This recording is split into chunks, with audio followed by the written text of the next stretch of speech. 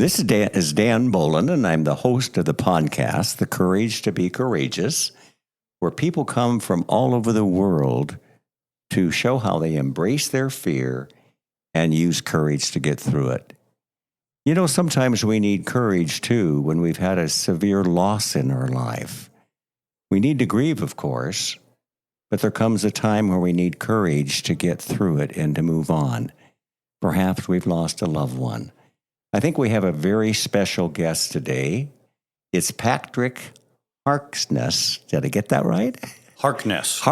I got that correct. Okay. Yes. Who tragically lost his brother in a crime that should not have happened but did. So we're going to learn a little bit about his brother, Scotty, and how he brought so much joy not only to Patrick's life, but to so many people in our community today, and how he was an incredible performer in the Special Olympics as well, too. So, Patrick, welcome to my podcast. It's such a blessed, it's encouraging for me to have you here. Tell us a little bit about your brother, Scotty, and what he meant to you in your life.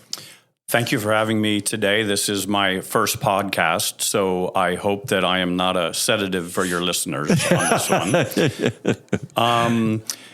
Yeah, Scott was my older brother. He was older than I am by about 4.5 years, and we lost him on February 6th, 2022, to a senseless act of violence. Scott was special needs and had been participating in the Special Olympics for most of his life. I can remember going to Special Olympics events when I was 6 or 7 years old, which would have meant Scott was probably 10 or so, and he was almost 60 when he passed. So that's 50 years he was involved in Special Olympics. Mm-hmm. And tell us a little bit about the Special Olympic events that he did, because he was so well known and well liked there. So tell us a little bit about the type of activities, the sports that he did do. Yes, he here in Arizona, the sports that he began playing were basketball and softball, and then he also did some track and field. And then the last, probably 6 or 8 years, he did Special Olympics golf. That was the one he was really getting into and really enjoying. But then he also did help do some coaching. Probably the last 5 years or so, he was a kind of a part-time and assistant coach for some of the other athletes and everything. Now, the Scottsdale community here has a group. It's obviously Scottsdale, the community, but it's a special part of the community. What's it called again? Yes, Patrick? it's sponsored through the city of Scottsdale, and it's called the Adaptive Recreation Services Department. And their sole mission is to help those in the Scottsdale community with developmental and physical disabilities. And they are the program that runs the Scottsdale Special Olympics as well. Excellent. I wanted my listeners to be able to know that, because at the end, we're going to give you a link that you can go to donate if you would like to the Special Olympics Committee. So let's talk a little bit about what Scott's love of life was, as far as I know he really liked Chuck Norris. Tell us a little bit about that. Yes, he was a big Chuck Norris fan. He was kind of known around the local community as quote unquote the Chuck Norris guy, because he owned, if I remember correctly off the top of my head, 22 different Chuck Norris shirts. And every one of them, by the way, was given to him by a friend. He didn't buy any of them, and I never bought him a Chuck Norris shirt. They were all given to him by friends in the community. So yeah, he was a big Chuck Norris fan. He liked things and people and characters that were strong. Early in his life, he was a fan of the Hulk and Superman and those types of things. And then he was a big fan of the $6 Million Man, which was a show on in the 70s. Mm-hmm. He was a big fan of that. Lee Majors. Lee Majors, yes. Lee Majors was the star in that, and Lee Majors was the guy there probably in his teenage years. Right. And then that kind of transitioned on to Chuck Norris later in life. Wow. Yeah. Now, I remember that Scotty was living with your mother. Your dad, of course, was a policeman, and I believe your mother was a nurse. Yes, my father was a policeman. My mother was a nurse. Scott wasn't living with my mom. He left when he turned 18. He moved out of the house and he moved into a program that they have in California with group homes. And he started out in group homes, working his way from one group home to another, and each step up was a little bit more freedom. And he worked his way through the group home system and then was able to become independent enough to live in an apartment on his own. Wow. He was able to qualify for Section 8 housing because of his disability, and that helped pay his rent. And so in probably the late 1990s, he was able to live in an apartment by himself. So he was living near my mom, but not actually living with my mom. So she could help him with some of the areas that he needed help in. Yes, she was close enough. If he needed something, she was close enough by to help him out. Wow. And then the other thing in California, there's much better social work available. So he had his own social worker that would come by on a weekly or semi-weekly basis, check on him, make sure bills were being paid, make sure he had food in the house, things like that. And then when I moved him down here, I kind of had to take all that over because we don't have the same social worker support here in Arizona that they have in California. And that happened when your mother passed away, is that correct? Yes. My mom, our mom, passed away in April of 2005. And we started the process of moving Scott down here, early that year when she wasn't doing well. And we moved him down here in May of 2005. Wow.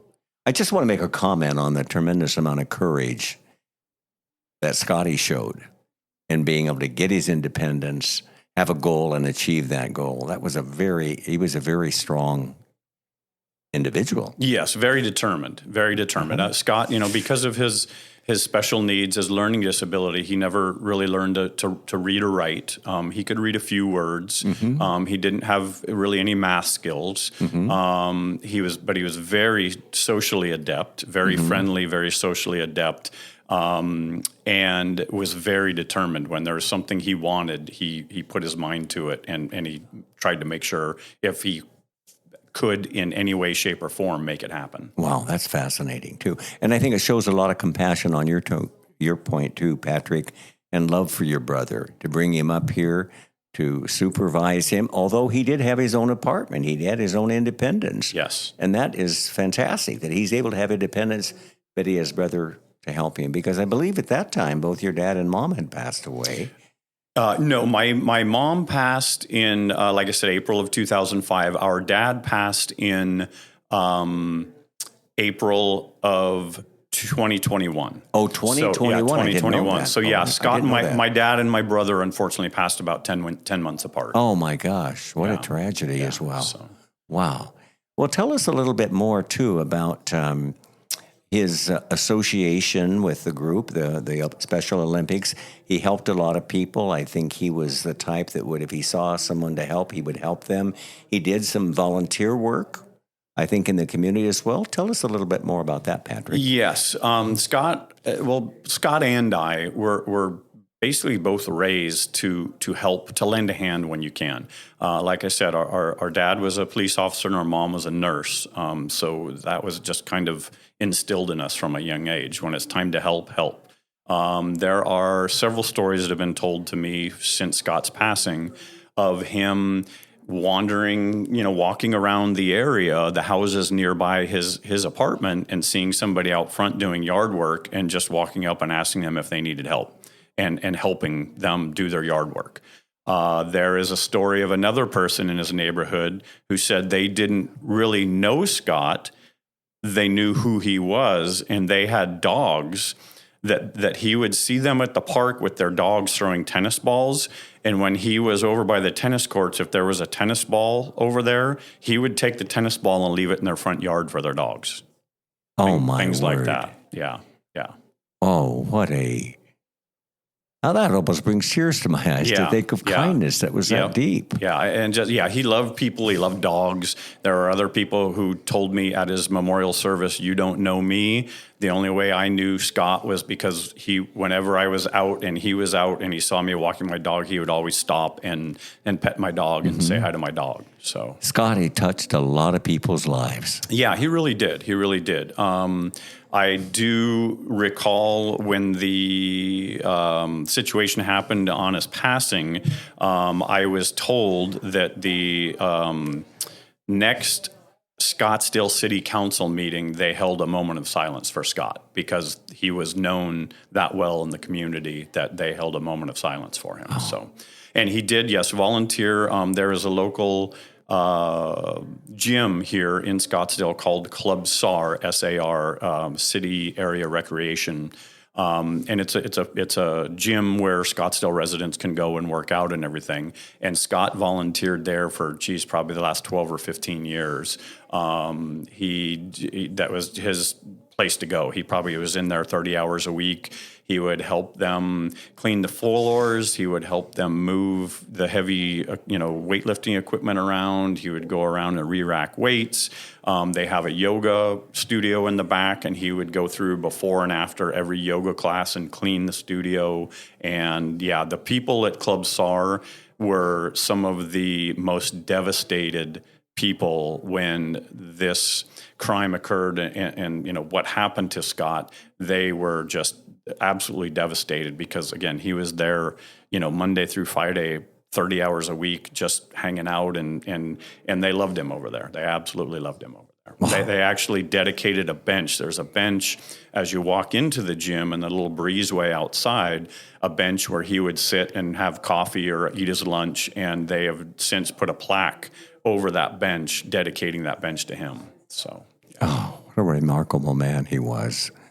And what a kind person. Yes. Yeah. He was, he was just a very friendly, kind person who would, if anybody needed help, he would do his best to help them. Yeah.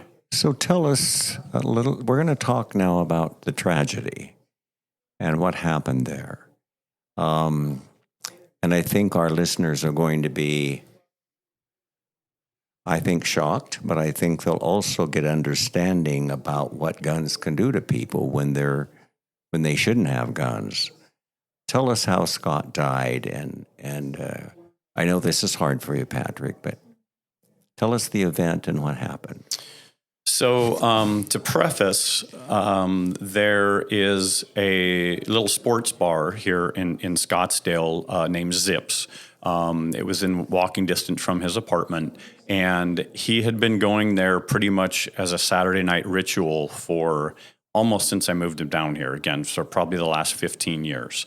Pretty much every Saturday night, he would be over there having a bite to eat, and occasionally having a beer or whatever, but he loved Arnold Palmer's. That was his favorite beverage. So that's a iced tea and lemonade. Yes, so that's my favorite too. Okay, by the there way. you go. And he would be having an Arnold Palmer and a bite to eat, and over there watching whatever sports were on, and everybody in that bar knew him. Again, as far as a community that was just absolutely devastated by this, the people at Zips were completely devastated by his passing. So he was over there on a Saturday night. And again, this was February of 2022, and had left and was walking home back to his apartment, which he'd done, I don't know, probably how many hundreds of times he had made that walk and never, ever had an issue. And I never would have even considered in the area he was in here in Scottsdale that he ever would have an issue. So we don't know the exact details of what occurred, and quite frankly, we have not had a trial yet. The trial has been pushed back for quite some time.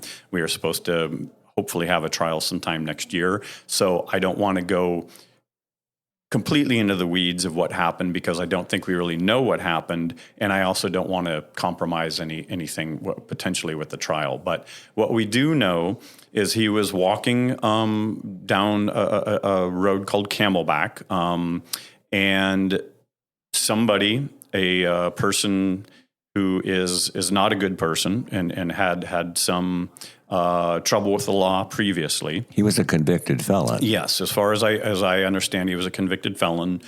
Should not have had a weapon, but he did. I understand. We believe it was a roommate's weapon, but anyway, he had it. And something happened between he and Scott while Scott was walking home. I suspect maybe it was late at night. It was dark. This person was pulling out of a parking lot, maybe, came close to hitting Scott or something. And Scott said, "Watch out, watch where you're going," something like that, and continued to walk down the street. This person pulled out of the parking lot, and about 100 feet from where we think they might have come into contact with each other, shot at Scott 4 times and hit him twice. And he did not die on scene, but he did die at the hospital later that night. Mm-hmm. Wow. What a tragedy. Yeah. What a tragedy. Yeah. Yeah, it was, I will never forget the Sunday morning, the knock on my door by the Scottsdale police telling me what had occurred. It was just, definitely a gut punch. Definitely something I will never forget for the rest of my life. Wow. Yeah. Patrick, would you like to share some information about that you shared with me? Some of that we've obviously covered, but if you'd like to maybe read this information, I think this is a real powerful statement about Scotty's life, how he grew up, how he affected people. Would you mind reading that for us? Certainly, yeah. So this is the obituary that I wrote for Scott and was published in several newspapers, and I also included it in his the handout that I gave to folks that came to his memorial service. So it just says, Scotty Harkness. We tragically lost Scott Harkness, 59, on February 6, 2022. Scott was born in September of 1962 to Betsy and Richard Harkness, both deceased, in Sacramento, California. Scott, learning disabled since birth, was a kind, happy soul who lived life with a smile. Scott spent most of his life in California. Family moves took him from Sacramento to Novato in his early childhood years, then to Kings Beach, Lake Tahoe, and Moraga for his late childhood teenage years. After finishing high school, Scott moved to Rohnert Park, where he lived in group homes and learned the skills needed to be independent. Scott strove to be independent. In the late 1990s, his hard work paid off, and with Section 8 housing assistance, was able to move into an apartment of his own. Independence, a big accomplishment. Scott moved to Scottsdale, Arizona in 2005 after the passing of his mom to be closer to his brother. Scott was a very good athlete and participated in Special Olympics most of his life. His Special Olympic sports included track and field, softball, basketball, and golf. He had success in all. Later, he helped coach his Scottsdale Bobcat Special Olympics team. Scott loved people. He had many friends and could often be found on Saturday nights at his favorite sports bar near his apartment, telling jokes and laughing with his friends. He could also be found at Club SAR, the City of Scottsdale gym near where he lived, where he volunteered and brightened everyone's day with his infectious smile and happy attitude. Scott was loved. He will be sorely missed in his community. Wow. Oh, what a wonderful man he was. He was, yeah. Wonderful man. Yeah. My thoughts and prayers are with you, Patrick, in your loss. Thank you. Thank you. I want to share a comment about how you were able to set up a GoFund, or the GoFund was set up, and the donations, and how you raised that, and what you did with that money in the GoFund. Patrick, tell us about that. So shortly after Scott's passing, I was notified that a GoFundMe site had been set up by some of his friends here in the community. And their goal was to raise some money to dedicate. Scott used to love to go over. There are some volleyball courts here nearby at Chaparral Park. And he used to go by on Tuesday nights and on Saturdays and watch people play volleyball. And he made a group of friends there through the volleyball leagues. And that group of friends are the ones who set up the GoFundMe site. And they have since dedicated a bench over by the volleyball courts for Scott. That bench is dedicated to Scott. And then there was a tree planted over in the same area that has been dedicated to Scott as well. And so they wanted to raise some funds to install the bench and have the tree put in. And then I was notified that any excess funds were going to come to me as his family. And I was not comfortable with that at all. I didn't want any money to come to me. I didn't want any financial money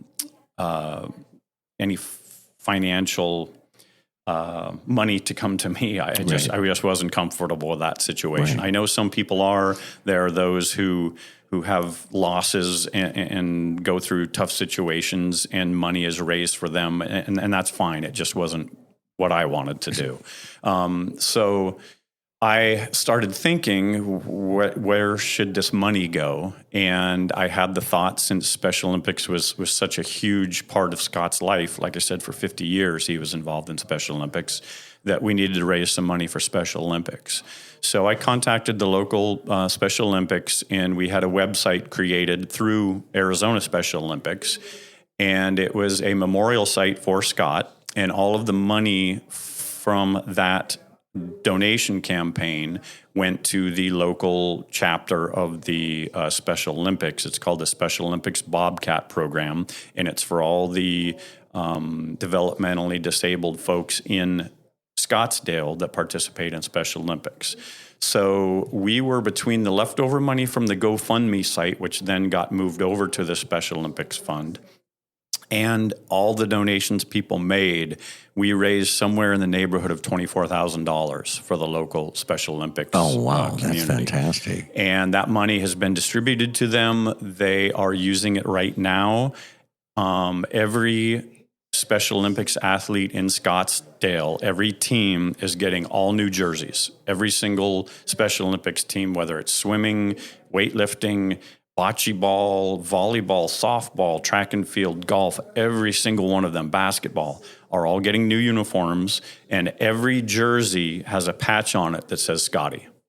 So that's all being done right now. And then there's going to be other money available for anything else that the Special Olympics teams might need, whether it's equipment or travel or whatever. All that money is going to go to the Scottsdale Special Olympics team in Scott's name. And let me tell you how I got connected to Patrick. I'm donating a pool table to the Scottsdale Adapted Recreation Services.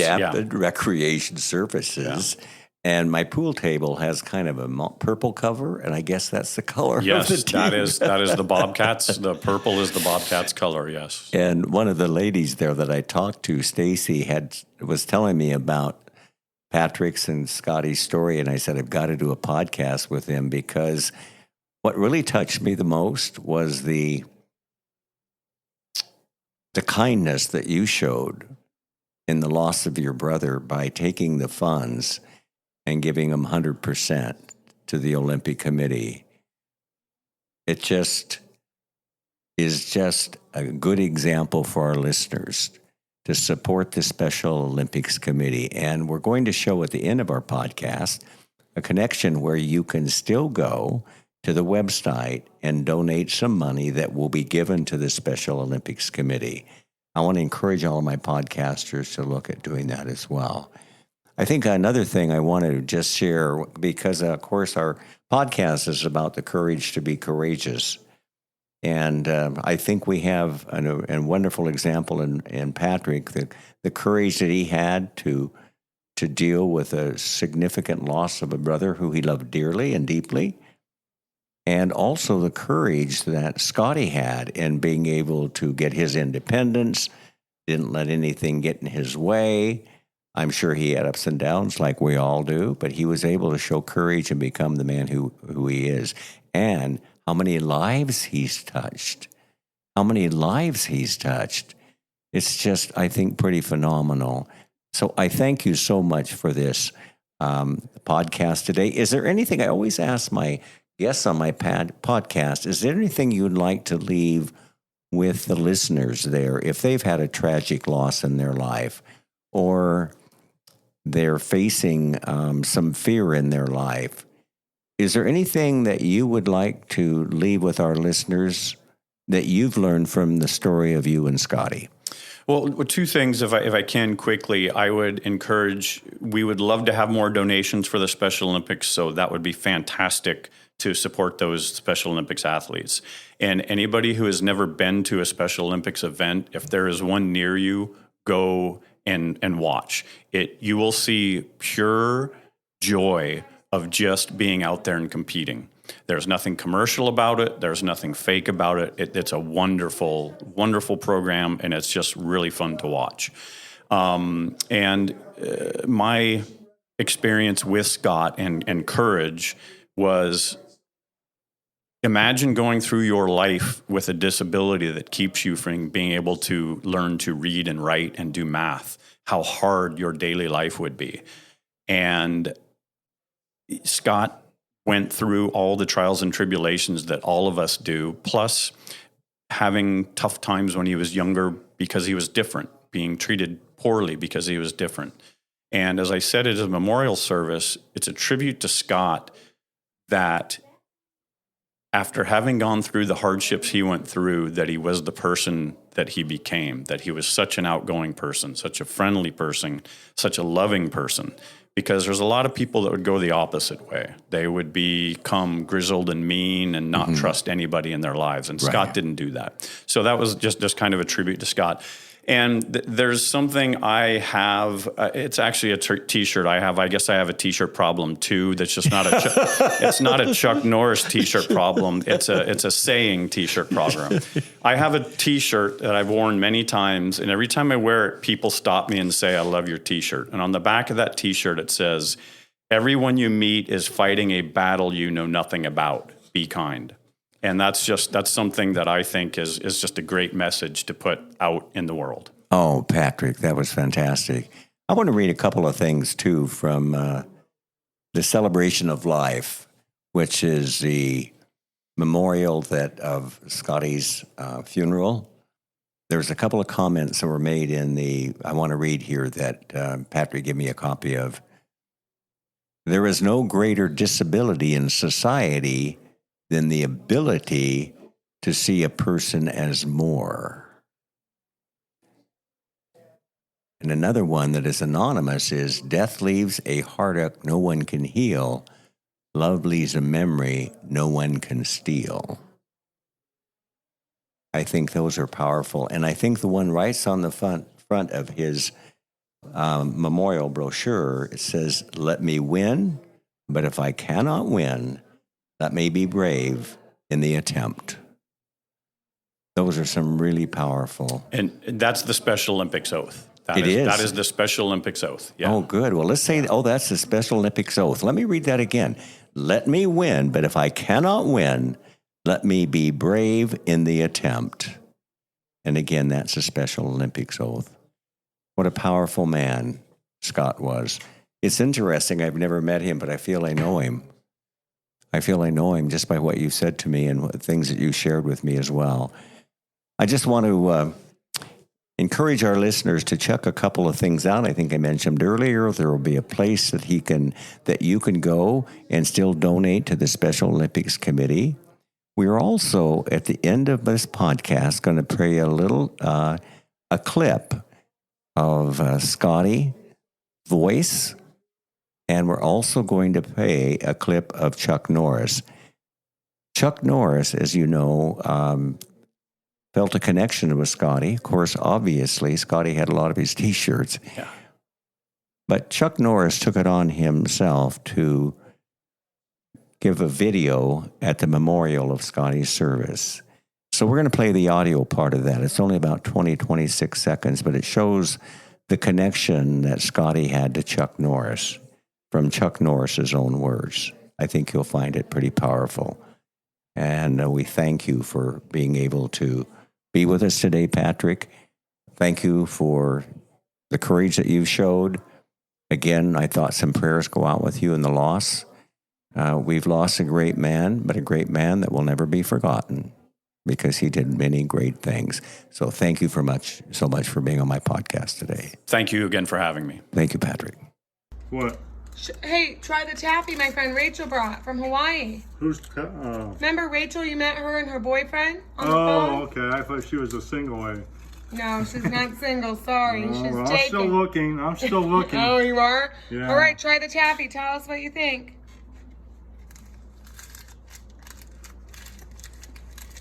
Good. Not great? It's all right. Wow, tough crowd. What flavor? Tastes like vanilla. Ooh, I love vanilla. Yeah. This message is for my friend Scott Harkness, his family, and friends. Words cannot begin to express how deeply saddened my wife Gina and I are over the tragic loss of Scott. I want to say thank you, Scott, for being my biggest fan. I wish we could have met. You were an incredible person and loved by so many people. The world would be a better place if there were more like you. I look forward to meeting you in heaven. Your friend, Chuck Norris.